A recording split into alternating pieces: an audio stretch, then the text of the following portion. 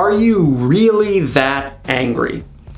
One of my favorite comedians is Bill Burr. Bill Burr has a bit on one of his early albums about smashing cupcakes at like a flea market or someplace like that. And he ruminates about the panicked reactions of the people around him at the flea market as they see him start to smash these cupcakes in like a psycho. Like, Bill Burr more or less embodies repressed rage on stage. At least he did, like he's mellowed some with age. He's still visibly irked and frustrated by much of life, but it's more balanced out these days. When I first started doing stand-up, I would talk about minutia in life as if it were infinitely frustrating. All right, this was a very Seinfeldian thing to do. It was a very Bill Burr thing to do. I loved the TV show Seinfeld, Jerry Seinfeld, Larry David. I loved Bill Burr's stand-up.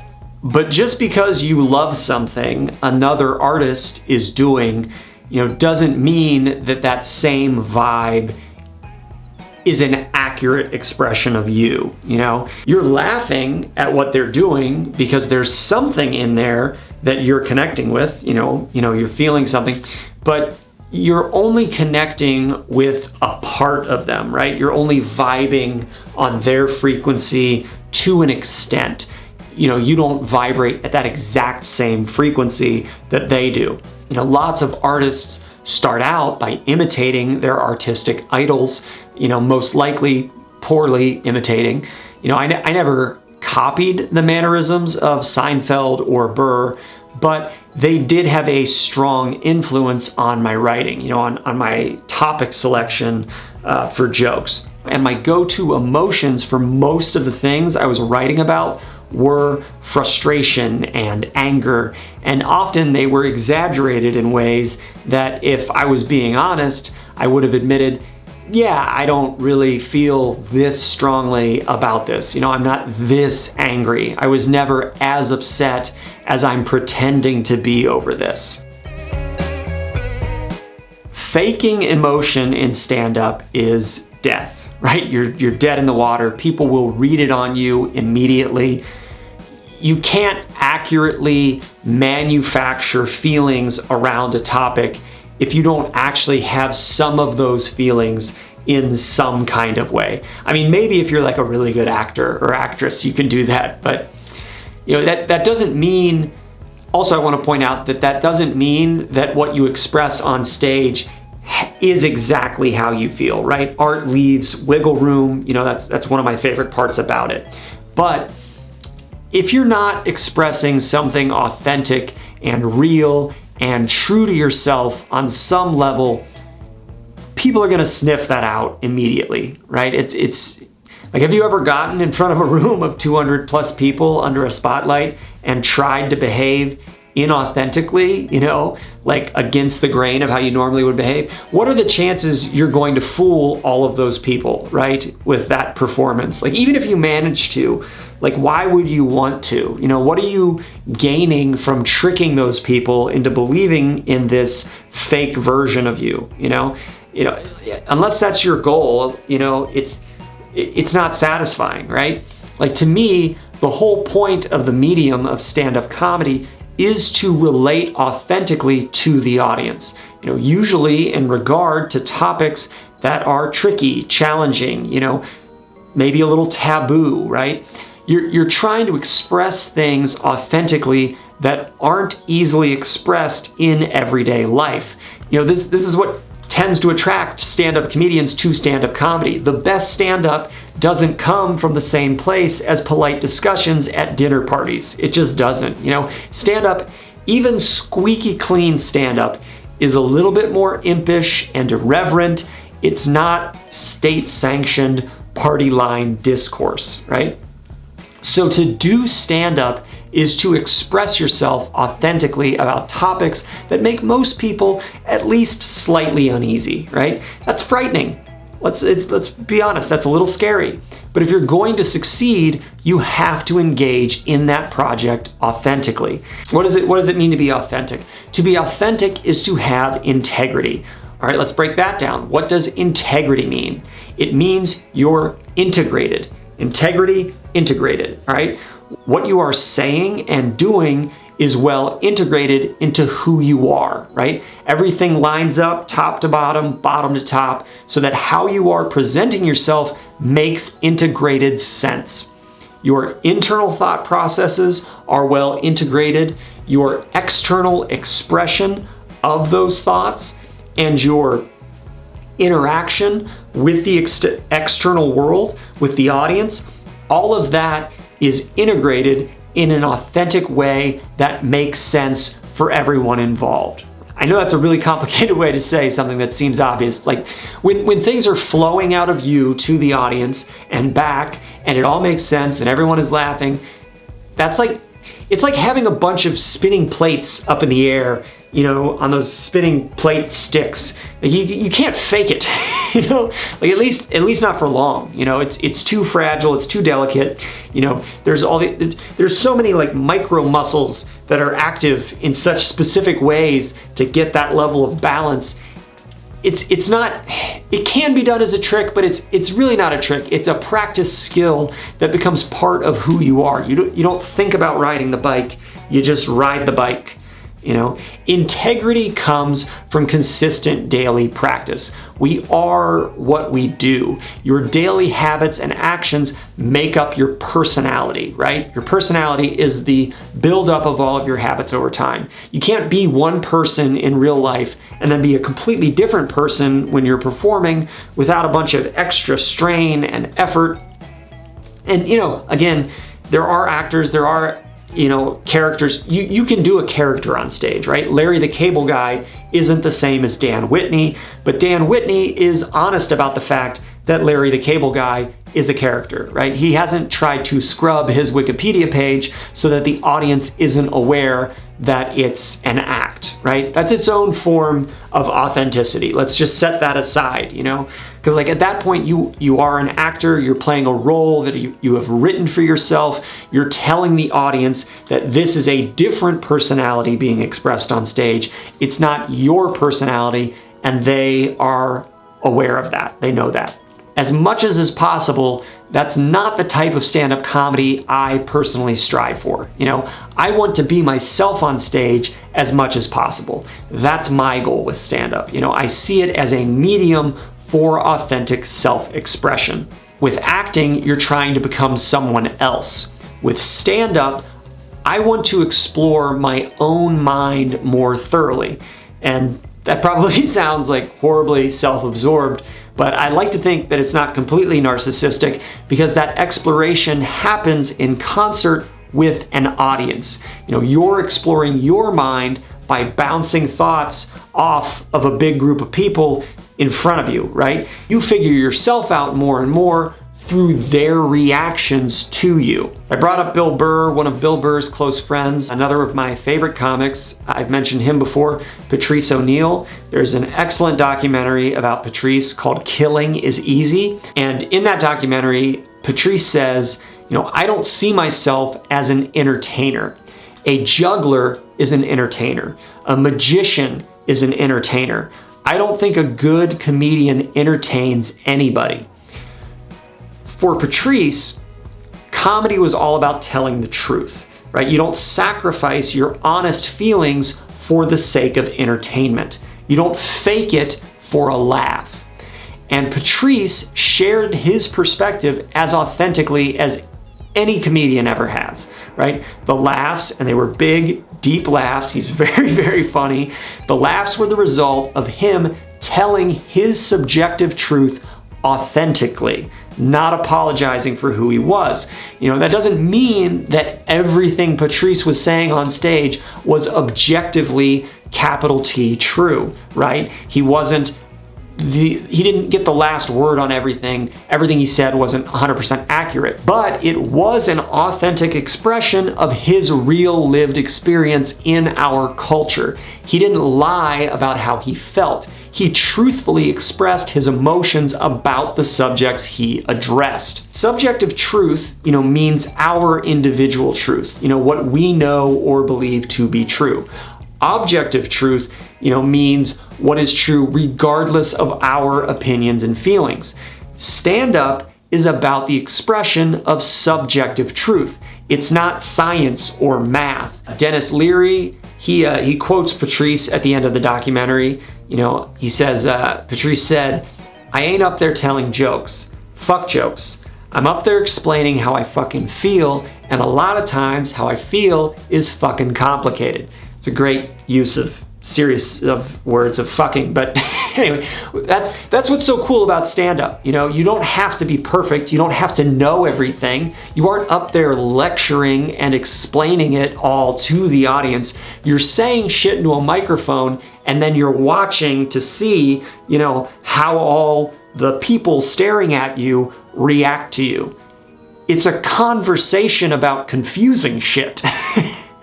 I don't know if you can tell, but I get excited about that. I like talking about confusing shit. And to have a real conversation with the audience, you have to be the real you. You have to say things you really think and feel, at least on some level, right? Maybe you're unsure about how you feel. Then you have to express yourself in that way. Be unsure. If you're mad, be mad. Not fake mad. If you're sad, be sad. If you're happy, be happy. You might be mad, sad, and happy about all the wrong things. Who cares? That's probably funny. Talk about it. People will be interested. Don't try to predict what people are going to be interested in and find funny. Talk about what you're interested in and care about in an authentic way. That's where all the biggest laughs are going to be hidden, right? It's also where you're going to create original art. People can't copy your unique feelings. The hardest part about doing stand-up this way is that you're putting yourself out there to be criticized. This is gonna seem like a detour, but I promise it's not. There's a famous neuroscientist, Antonio Damasio, who's done a lot of work on how emotions influence human decision-making. His work on how the human brain functions has shown why the Enlightenment and the scientific revolution, haven't led us down the road to utopia like a lot of really smart people thought it would. Basically, human beings are emotional animals, and we don't behave perfectly logically and rationally, Even like the super dweeby, nerdy, philosophical, scientist type people, they are all swayed in their behavior primarily by subconscious desires and emotions they have minimal control over. That's how all of us are. It has to do with how our brains evolved. Again, I promise this is still related to stand-up. So Damasio's work is fascinating. This isn't really the place for me to go further into it, but the reason I bring him up is I was listening to a podcast interview in which he was talking about why having feelings is so vulnerable. It's scary to share our feelings with other people. Why is that? Why do we care about sharing our feelings? You're just telling people how you feel. Why is that scary? I care because I do stand-up comedy, and it's critical, for me to conquer my fear of sharing my feelings in front of a large group of people. But anyway, Antonio Damasio, he pointed out in this conversation that to have feelings is by definition to be vulnerable, right? Why? Well, our feelings stir us toward action.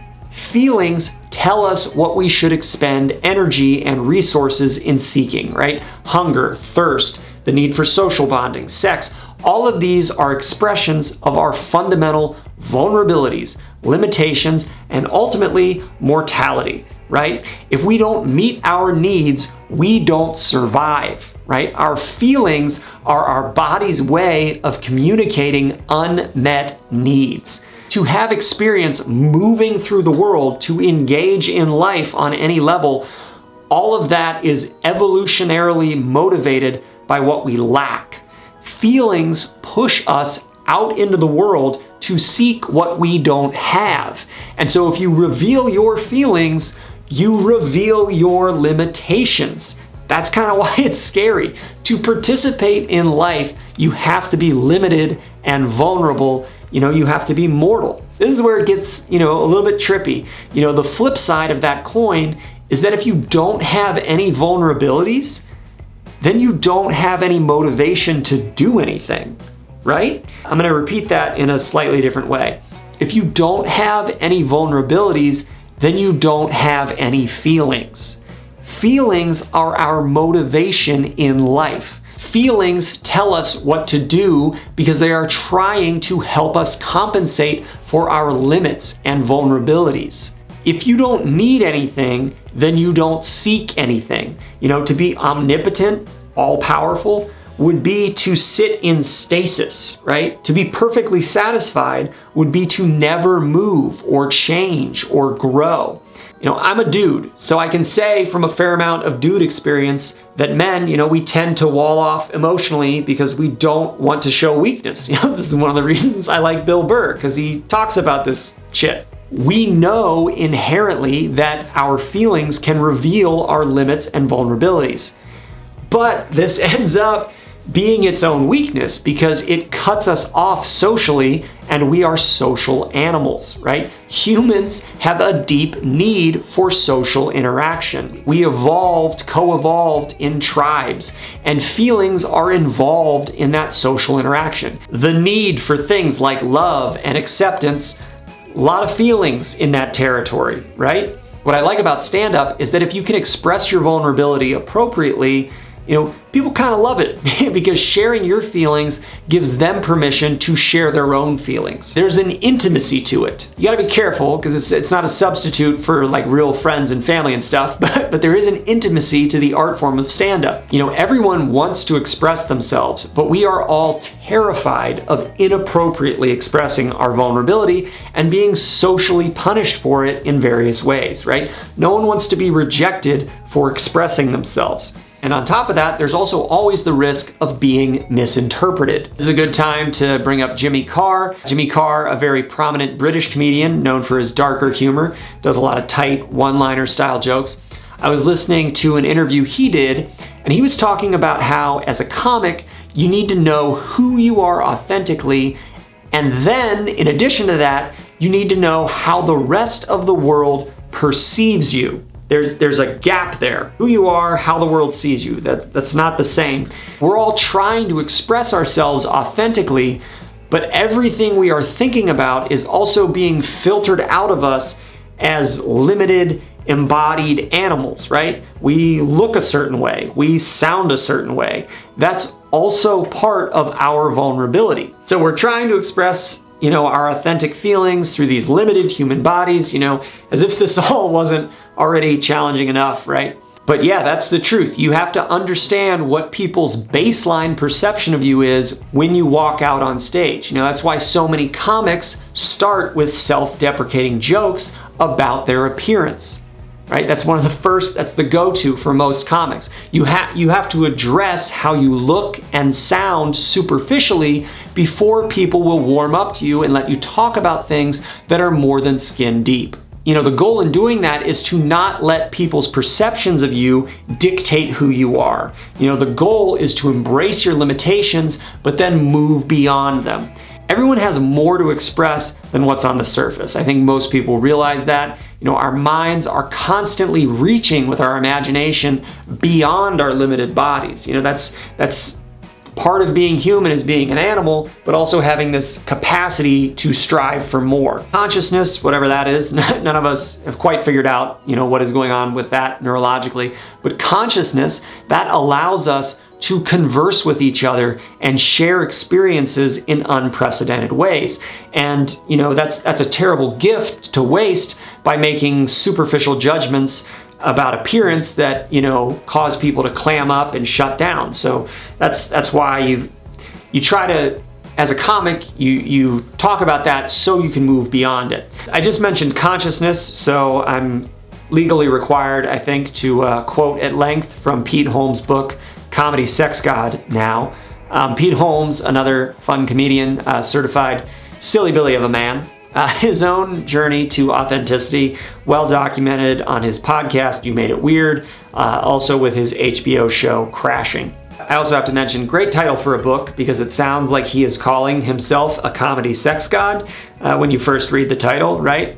But the title is actually, more like comedy, comma, sex, comedy, god, So those are three separate subjects he tackles in the book, not one unified descriptor of how he sees himself. Anyway, in Comedy Sex God, Pete Holmes is talking about this spiritual mentor of his, Ram Dass. He's a dude who used to be a psychology professor at Harvard, along with Timothy Leary, the fella Richard Nixon thought was trying to ruin America's youth with drugs.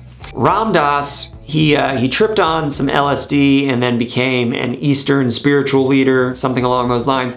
But anyway, this is Pete in his book. Trust me, this is related to what I've been talking about in terms of being authentic on stage, personality, acting, embodied consciousness. This is going to make sense, but Comedy Sex God, there's that. This is Pete Holmes, Comedy Sex God. This packaging we find ourselves in, our bodies, it's just a uniform.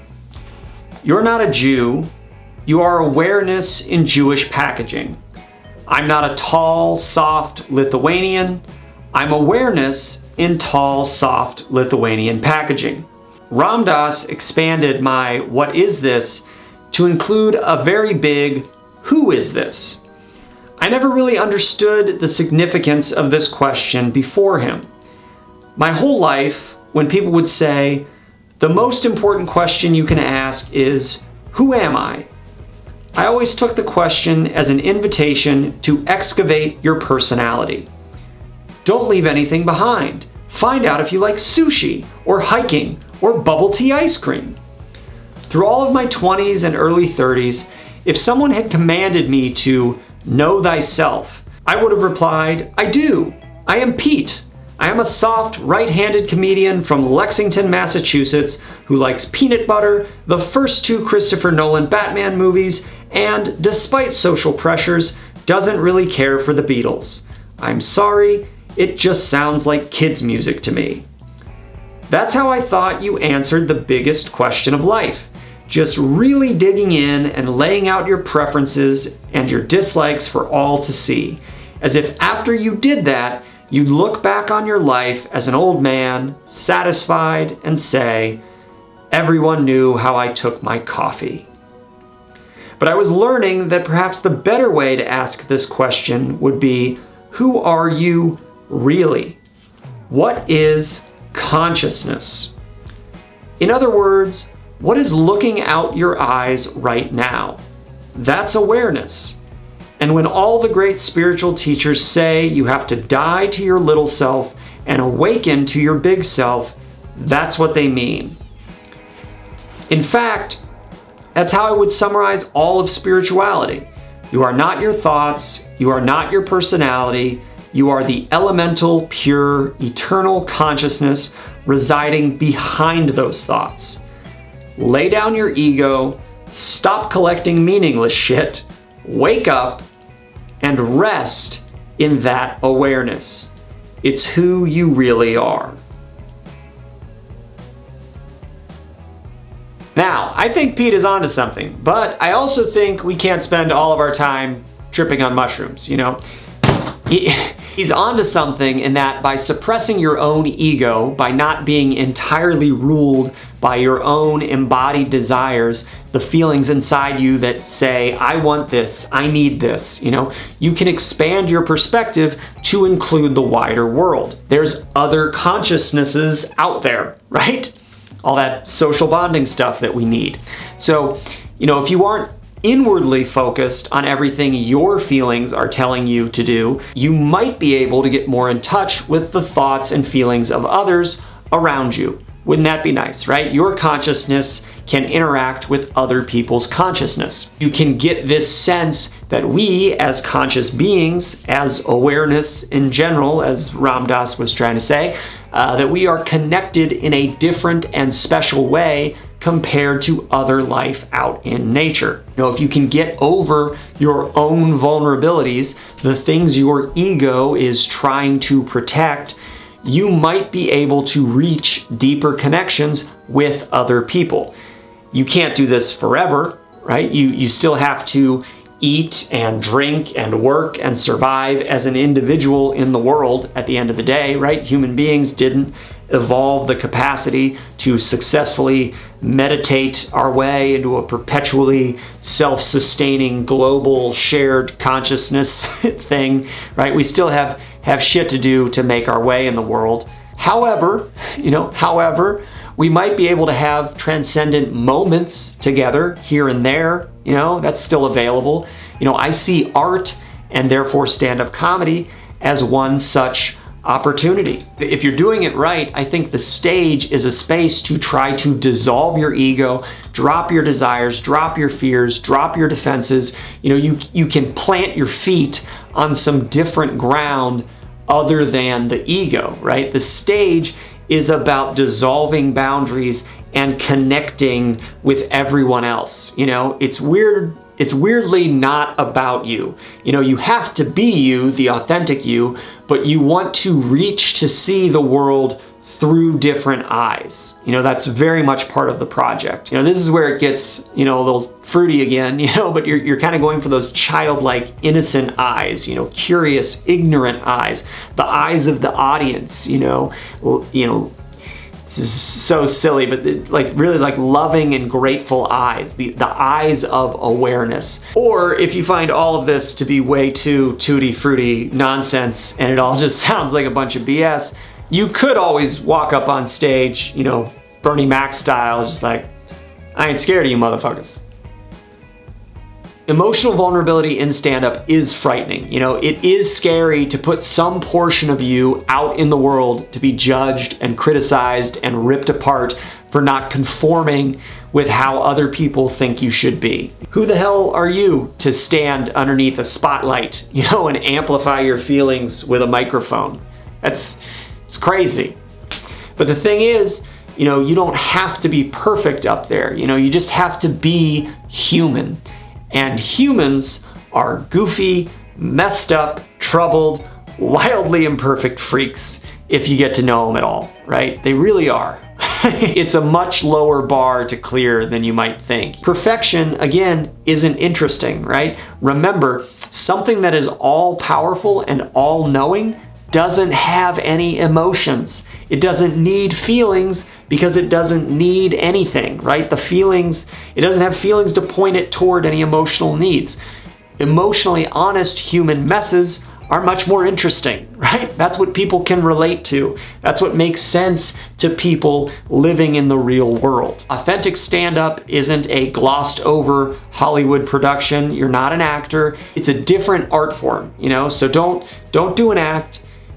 Be yourself on stage. And I think, if you do that, if you share your vulnerabilities, you'll find that other people have similar vulnerabilities. We're all mortal. There aren't any gods walking around amongst us. We've all been wounded. Human consciousness, as big and beautiful and extraordinary as it is, it still isn't infinite. It's still fragile. That's scary. The whole human project is fragile, right? This isn't necessarily forever. It's very scary to be a person. But we can laugh about it together, and I think that's still pretty cool.